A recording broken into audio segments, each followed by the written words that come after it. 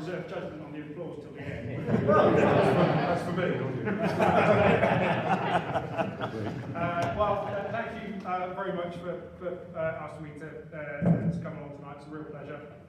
Tom's very kindly given a bit of an introduction. The first thing I would say is whenever you do something like this, the last thing you should ever do is ask for a list of previous speakers who did this event. Tom very kindly sent it through to give me a bit of background, and when I read through the ministers of state, the peers of Brown, the current and former presidents of the NFU, all I can say is I hope that you've got short memories for any of you who have been to any of these talks before, and we'll reserve judgment as we go. So a tiny bit about me. I'm a career farm manager.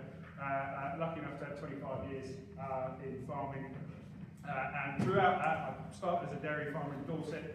I've sheep farmed in Scotland, grew fresh produce in arable in East Anglia for a number of years, had a brief 15-18 month spell in Eastern Europe, and then latterly oversaw Velcourt's arable operations in the south of England before taking on leadership role for the farming company, then ultimately now for the group. So it's my privilege, as Tom said, to lead the Velcourt Group, which was primarily a farming business till about 3 or 4 years ago, but now very firmly has 3 faces to the market. So that's the farming business, which you may well know. Many of you in this part of the world particularly will know very well the Oakback Game Conservation Team, which is now part of the Velcourt Group.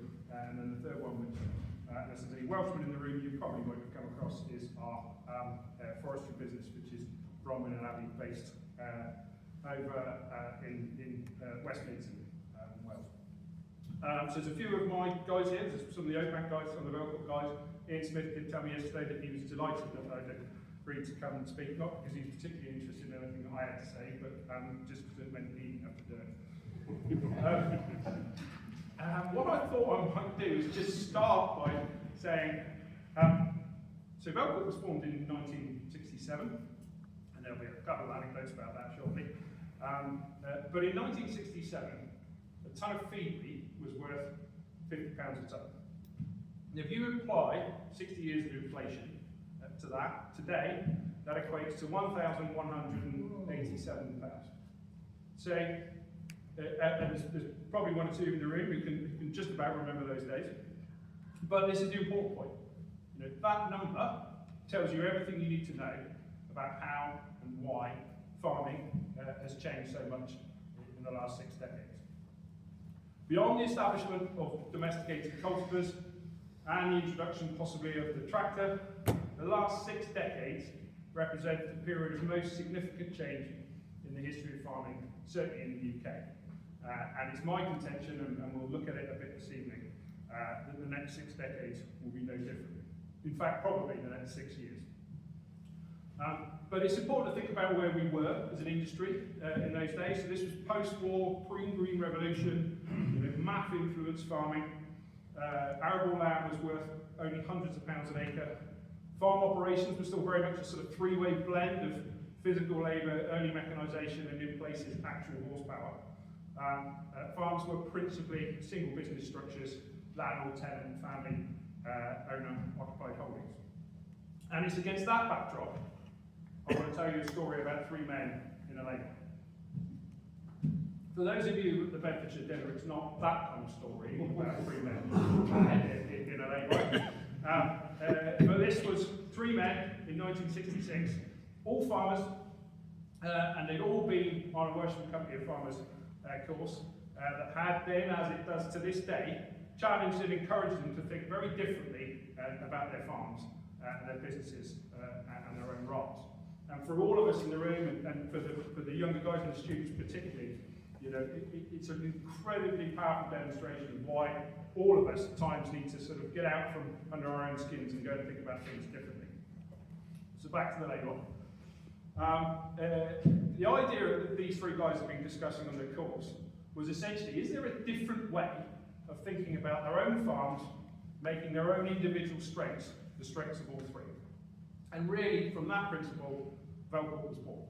It was the principle that land operation being viewed as separate from land occupation, i.e. didn't necessarily need tenure to make a business from farming. They saw that their respective skills, experience, resources, when pooled, would enhance each other's businesses. So they formed a separate company, they started to run their 3 farms centrally through that company, and from there they then started to take on farming and other farms through the same shared principles. Now those years are full of anecdotes that my chairman and his cohort still like to dine out on. Lots of stories about driving combines from Devon to Herefordshire and on the road with the header on, sleeping in the grain tank and all that kind of stuff. Most of it's nonsense, but it does set the scene for why and what they were trying to achieve in those early days.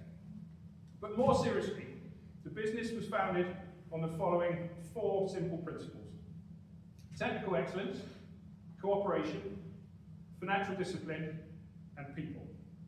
And I thought with those 4 things, it would be really interesting to just talk for a little bit this evening about the context of where the industry's come from, why it's changed, and where it's going, through the lens of that aspect. So what do I mean when I say, or what did they mean when they said technical excellence? Really, this was about recognising that any land-based business, i.e. one where the size of your business, base, if you like, on canvas, is fixed. Output is everything. Now, over the decades, whether that's the 6 decades that have gone, the last 2 decades, or the next 2 decades to come, clearly, what you're measuring in terms of output changes and changes constantly.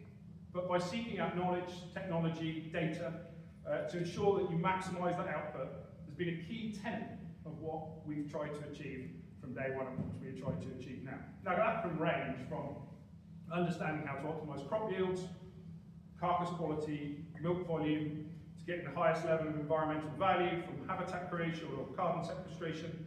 It doesn't matter what the product or the output is, but optimising it and using technology to drive that is fundamental in a land-based business.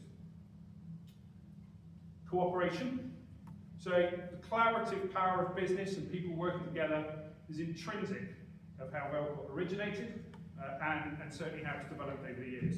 Going back to those original principles of combining the resources, the land, the expertise, enabling all parties involved but benefit from being part of a bigger structure, whether that is locally or nationally. And to give you a live example, if you like, my office is in Wiltshire. It's based on a group of Velcourt farms that are all run together as one operation. So one manager, one set of resources, one management system, 7 farms. And it's 7 landowners. It's a range of characters, as you might imagine.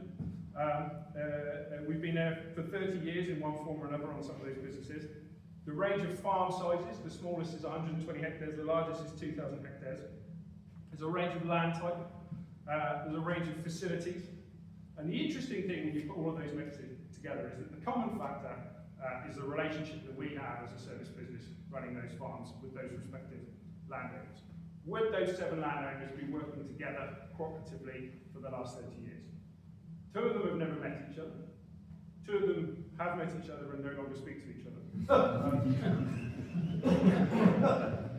They all have a range of different interests. They all have a range of objectives of what they want from their farms and from their landholding. As you might imagine, what the 120 hectare person wants is perhaps a bit different to the structure of the estate that sits around the 2,000 hectares.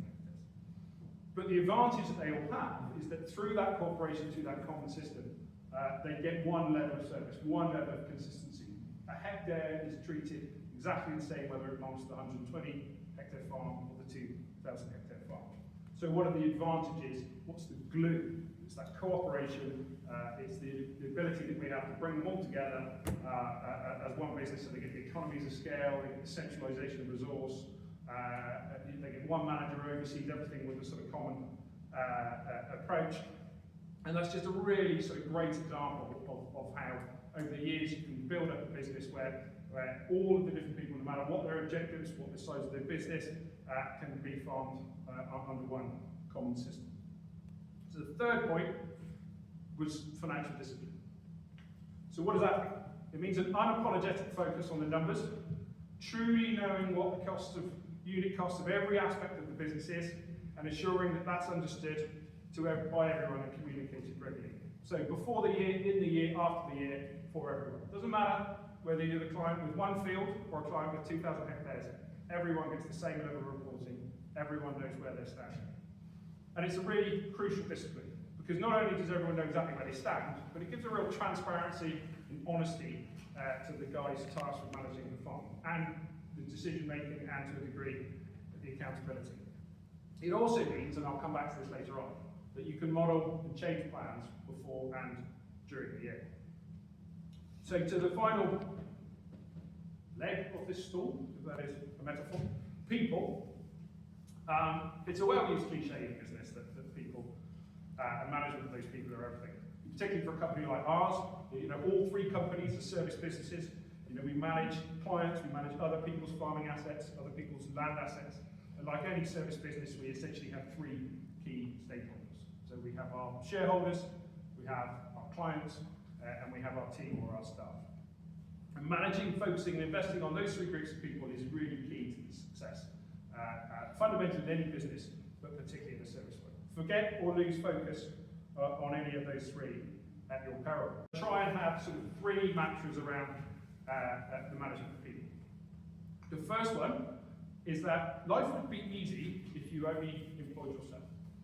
And what I mean by that is everyone's different. Everyone has a different view, everyone has different motivations, everyone has a different opinion on things, everyone has different technical skills, everyone reacts differently to different situations. So never assume that because you're super enthusiastic about something, or you're particularly got an area of knowledge in something, or you respond to things in a certain way, that the people that you employ, you work with, you report to, are going to respond in the same way. My second one, and I've trotted this out over the years innumerable times, is that if you didn't have problems, you wouldn't need managers. And that's my stock response anytime someone comes to me and says, oh God, this is awful, I've got a big problem here. So, less flippantly, it's more about making sure that actually we're solution focused. It's really easy, and of course we'll touch on it as we go on this evening, about the sort of the underlying economics that exist, the lack of policy framework, the challenges in farming at the moment. But it's really easy to allow that to get on top of you.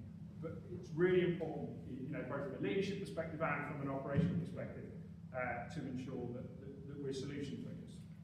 And then the third one, which is my favourite, is employ good people and get out of their way. And that's been a sort of personal trope of mine for years. I'm lucky enough that I've been reasonably successful at it, in that most of the people I employ are far better at it than I am. So I think, when we're looking at our team, when we're looking at the business, those are the three areas that certainly I and like 3B, we try and develop. One of my favourite phrases in people management is an old Richard Branson saying, which I think goes something along the lines of train people so they can leave and treat them so they don't. But it's those four principles, if you remember: technology, numbers, or technology, finance, people, cooperation, that we run, or try and run the company on to this day. So, what's changed over the years? So in the last 60 years, the single biggest technical impact on arable farming was the Green Revolution. Many of you lived and operated through that, born in part by the pioneering work of the agricultural scientist Norman Borlaug. In the 1970s and 1980s saw the introduction and wholesale adoption of a series of intensifying crop production techniques. Seed hybridization, synthetic fertilizers, the development and advancement of pesticide technology. With hindsight, clearly, there were some unintended consequences to some of these practices in the introduction, but these techniques have allowed significant increases in crop yield to control weeds, pests, diseases, and it's estimated today that without synthetic nitrogen, global food production potential would be 60% lower than it is today. So whether it was wheat yields doubling, sugar beet yields quadrupling in the last 60 years, genetics, crop input technology has changed arable farming particularly beyond recognition. That innovation, alongside the evolution of farm businesses, farm business structures, has been key to the adaptation and survival of the industry. If you come back to the point I said earlier on, wheat today, to be farming on the same basis as it was in 1967, would have to be over £1,000 a tonne. So farming particularly is a model where the value of the output is often disconnected from the cost of its production. Crucially, where that cost is subject to inflation, the solution has to be to improve output, to improve efficiency, to to change direction, or all three. This has led to many of the changes that we've seen, and when you set that against the economic background, shifting social, retail, policy trends, farming has had to adapt and adapt. It has. But if we come to today, and now we start to look forward, I'm going to finish in a minute, but we get to Q&A quite quickly. Be under no illusion, the sands have shifted.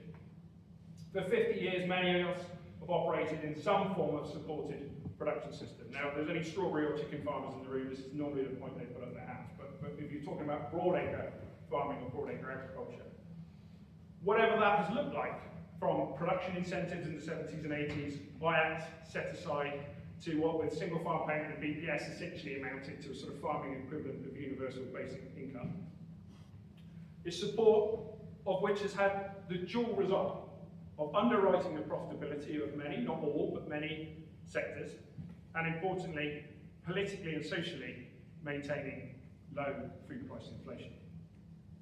As I said earlier on, for those of you who are any good at maths, I've had broadly 25 years in farming.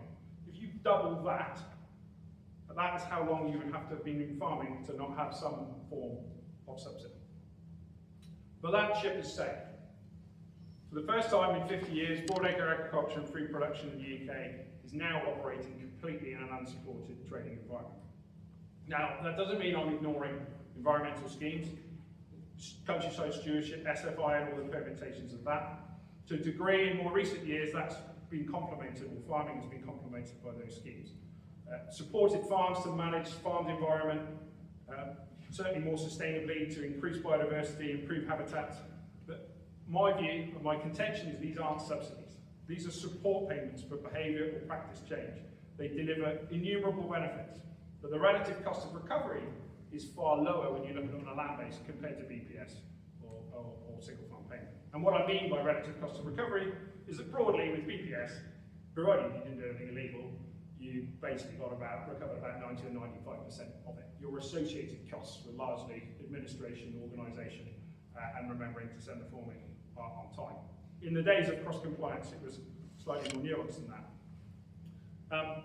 But under the environment schemes, under the stewardship schemes, which, as I said, have delivered enormous benefits in terms of biodiversity and habitat across the farm landscape, particularly in the last 20 years, certainly in the last 10, the relative cost of recovery is low, i.e., by the time you've actually implemented the scheme, managed it, developed it, your relative cost of recovery is probably something closer to 40 or 50%. I.e., it's not providing the same level of underpinning for food production and farming in the same way that it was. So, in the last sort of section of my talk, I want to think now a little bit about how farming will need to develop. And there will be many levels of this, but I thought it might be useful to kind of look at it at a sort of farm or business level, and then perhaps at a wider industrial or industry level, sorry. So at a farm level, I'd come back to those four principles again: technology, financial discipline, cooperation, and people. Now technology, clearly in this space, and certainly with a forward-looking lens, can mean many things. But in this context, let's consider it to mean that we need to be clear about what output we're looking for, and then therefore what information and tools and technology we can use to optimise that. In a broadacre context, in a farm landscape context, we use the phrase, making every hectare count. And that's really understanding the relative productivity of every inch of the farm, and then using technology to help define them. So it doesn't matter whether it's mapping, data, analytics, soil testing, yield mapping, biodiversity assessments. The key point is determining what the best land use is and how we optimise that through technology. Too often we accept, I would contend, figures as an average. So I spend my life sitting in meetings where people talk about the fact that last year we didn't do 9 tonne, but year before we did, say, 9 tonne a hectare. And of course the reality of that on the majority of farms is that we didn't do 9 tonne a hectare. Some bits of the farm did 11 tonne a hectare, some bits of the farm did 7 tonne a hectare.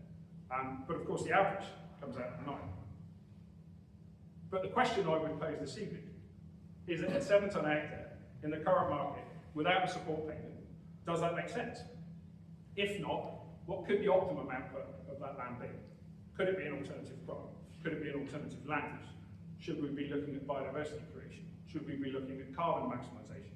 Should we be looking at afforestation, tree planting, natural capital use?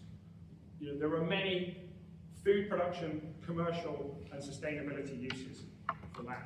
And too often, and we've been too guilty of this as an industry, as a farming business and as a company as well, you become tunnel vision on what you've done in the past to what you could or should be doing in the future. It's not a natural segue, but I thought I might just talk a bit about technology from an AI perspective and what that means for farming. Now, I'm not sure as a parent or a wider member of society if I've generally settled my views on the relative benefits, positives or otherwise, of AI. I guess if I was a computer coder, or I might be worried about my career prospects. But I think as a farmer, I'm a techno-optimist around AI. And think about what technology can bring. So I like to think about what are the bottlenecks, what are the things that are restraining us as a business, restraining us as an industry, and what might advances in technology, possibly driven by AI, bring. Think about accelerating genetic research. How much of my time as an arable farmer in the last 20 years has been considering the relative externalities of what we can bring in to our business? Someone once told me that farming is essentially a lifelong battle against nature. Now that doesn't necessarily sit that well with what we're trying to do in terms of being sustainable land managers, but I understand the point, which is that you're constantly fighting against the weather, or you're constantly fighting against disease or pests or insects, certainly from a crop perspective, and from a livestock perspective as well. So can AI accelerate genetic research? Can we start to remove some of the challenges? Can we use benign breeding processes accelerated through the genetic understanding that AI technology can bring, or speeding up that process, to start to deliver commercial scale, relatively productive, high output crops or livestock, but produced in a benign environmentally and low externality environment, i.e. 10-ton crops of wheat without requiring 300 kilos of nitrogen, 500 pounds worth of ag chem supply. Algorithms and robotics, potentially to do jobs that we have never done. So there's often a sort of sense of AI is going to sort of take all our jobs.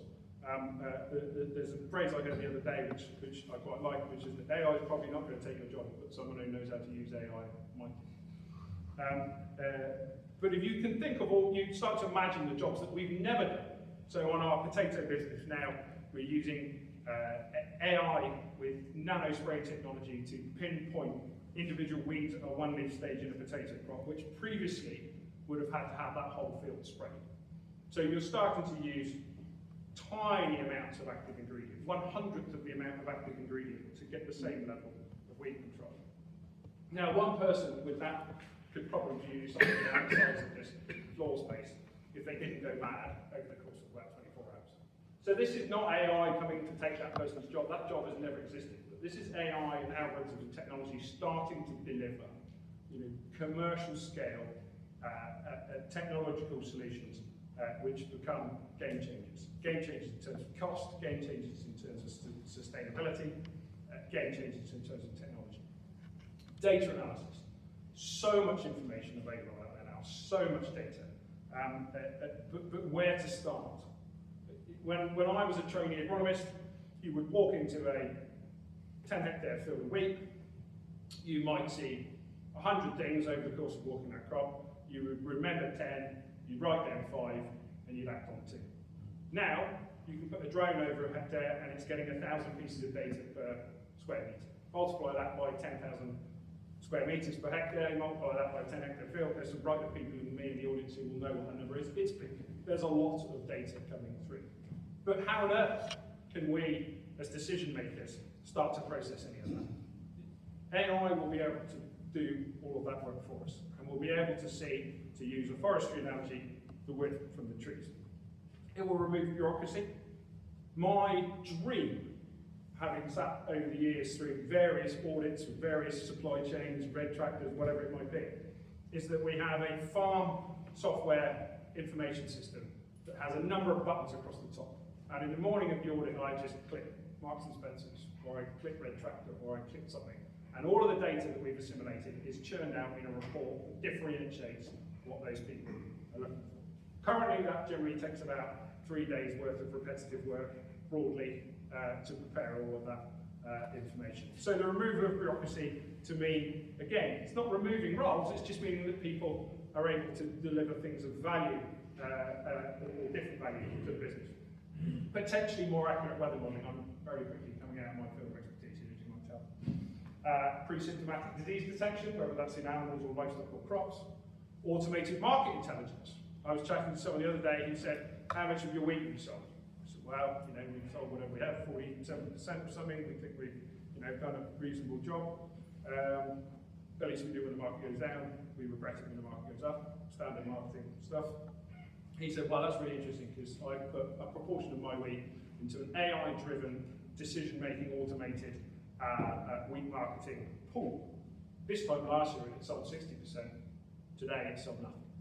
It's looking at 20 different, constantly changing parameters of where and when you should market your wheat, what has been successful in the past, what the market indicators are, constantly, 24 hours a day, every minute of the day, making those decisions for you. Now, I've never had a marketing strategy which has been as successful as I intended it to be at the beginning of the year, at the end of the year. So time will tell as to whether AI can do a better job than me. It certainly does a better job than me in the majority of the things that I have to do, so probably brain marketing too. But the list goes on, and you can see why I'm excited about the role of technology in the future. But it's my view that for the farming industry, we've always been quick to adopt new technology and innovation, and that adoption will be vital as we look for the competitive or an economic edge in the future. So you've probably forgotten that I was in the process of going through 4 things because I took so long with the first one, but the second thing is financial discipline. And it goes without saying that with no support payment, knowing the precise cost, the margin required and how to sensitise that will be vital. The ability to model volatility, stress test the business will be a key discipline if it's not already. I'm very happy to talk in more detail later on if it's a subject area that you want to go into in terms of Q&A. But we went through a process over the course of last summer where we had some 2 or 3 tough years in combinable crop farming on some of our businesses, where we looked hard at the previous 3 years of performance and crucially looking forward at the next 3 years worth of performance and numbers. And it was that ability to model it, that ability to stress test it, that enabled us to make some difficult decisions about whether those particular areas of the business we wanted to be involved in. Now, we're not a land-based business. We don't have a land-based balance sheet where we could potentially take increased valuation over a period offset against the relative plus minuses of a P&L account. We're a capital-based business, we're a cash-based business, we're operating with shareholder funds. So we have to be live to that return. And if there's an area of our business which is consistently not performing, and most importantly, we don't think we can change that in the future, then we need to be live to that and react to that. So understanding where the efficiencies can be made and where opportunities lie, and making sure that that risk is clearly understood.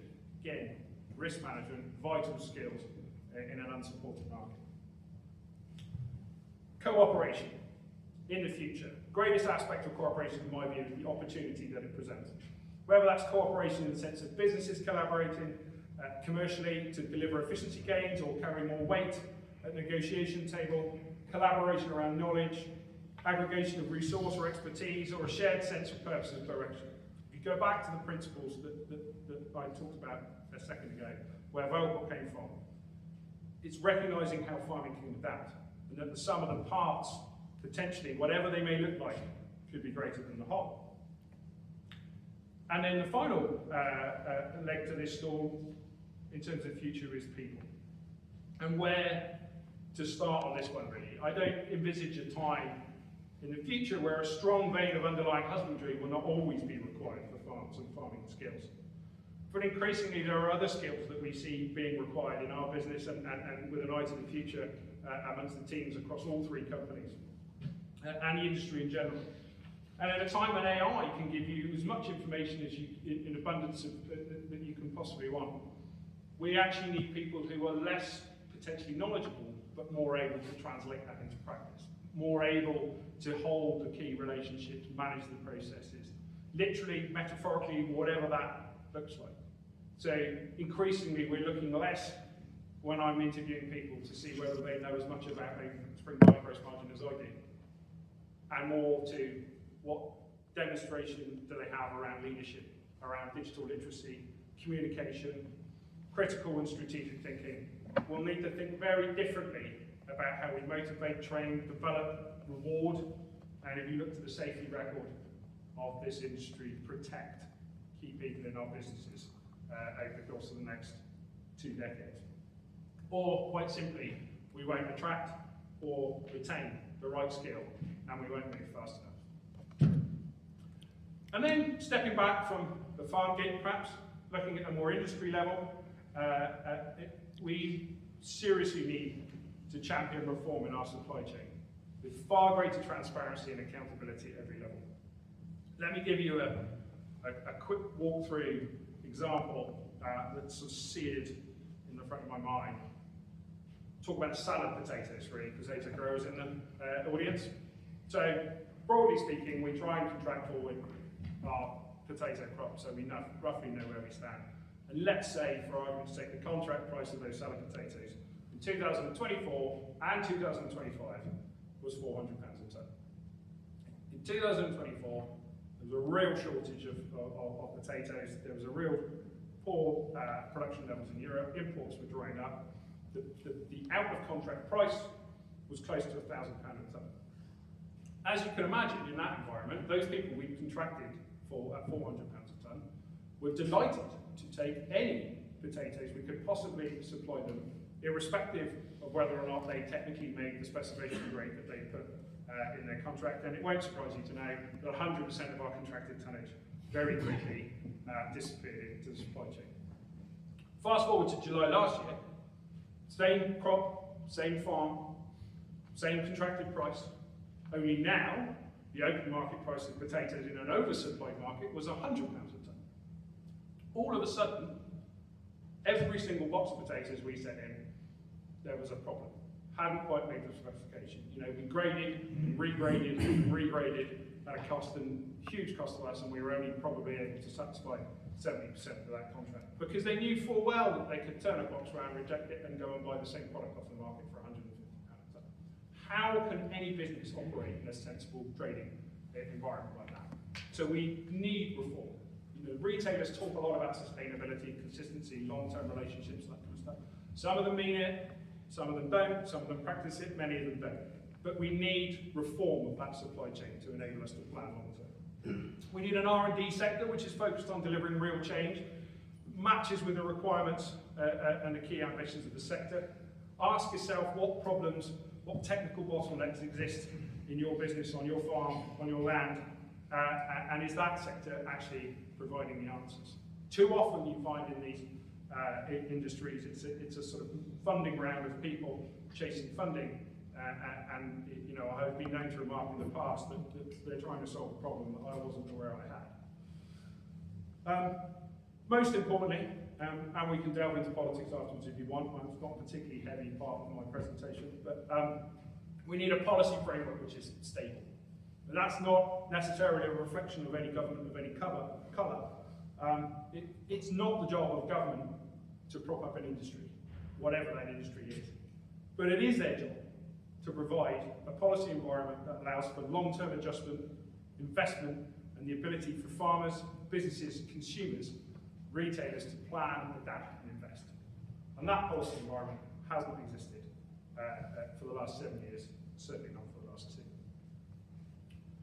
And so the final bit I would like to suggest, perhaps a little bit more optimistically, is that the moral case for food production and why I'm optimistic about UK farming for the future.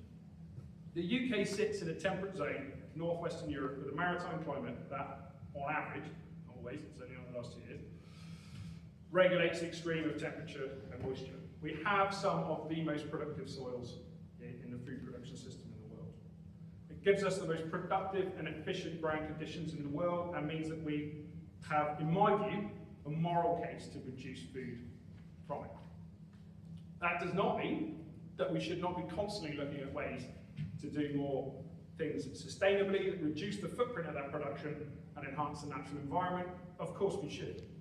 But it does mean that we have a resource base ideally suited for food production. And we need to ensure that commercially and arguably morally, that we have the farming systems and disciplines that can adapt and maintain that. We all can and do, I'm sure, look back at times with fondness at how we used to farm. I certainly have those conversations a lot with people. But the reality is that those days have gone. And now we simply need to determine how we adapt each farm and each farming system to the new reality. My belief, and you will get the theme here, and Velcourt's belief is that you can do that by focusing on people, on cooperation, on your financial discipline and on technology. And in that focus, nothing has changed. So I will finish and then happy to take as many questions as you would like me to by plagiarising a phrase that I heard the other day, and I thought actually that's pretty apt, pretty relevant for farming. And that is that you can build a future with pride in the past, but you cannot live in the past. So on that note, I'm happy to take any questions on anything I've talked about, or any matters of farming, or anything that you think I might have something worthy to say, which is almost certainly not